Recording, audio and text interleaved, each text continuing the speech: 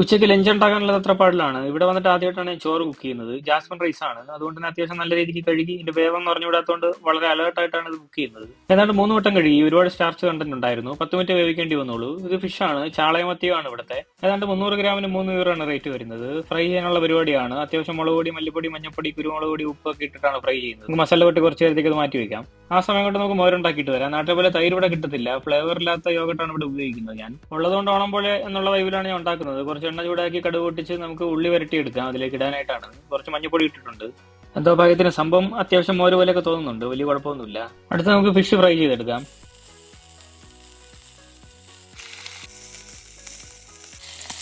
ചോറിന്ന് വെള്ളമെല്ലാം വാർന്നു പോയിട്ടുണ്ട്. അത് നമുക്ക് പ്ലേറ്റിലോട്ട് മാറ്റാം. ഫിഷ് ഫ്രൈ ആഡ് ചെയ്ത് കുറച്ച് അച്ചാറും കൂടെ വെച്ച് കൊടുത്തിട്ടുണ്ട്. മോരും കൂടെ ഒഴിച്ചപ്പോൾ സംഭവം എന്തായാലും സെറ്റായി. നാട്ടിലത്തെ ടേസ്റ്റ് അത്രയ്ക്ക് വന്നിട്ടില്ലെങ്കിലും അഡ്ജസ്റ്റ് ചെയ്യാം, കുഴപ്പമൊന്നുമില്ല. ചോറിനോട് ഫിഷ് ഉള്ളതാണ് അതിന്റെ ഒരു രസം, അതില്ലെങ്കിൽ ഒരു സുഖമില്ല. സംഭവം എന്തായാലും അടിപൊളിയായിട്ടുണ്ട്. അങ്ങനെ ആകെ മൊത്തത്തിൽ ശുഭം.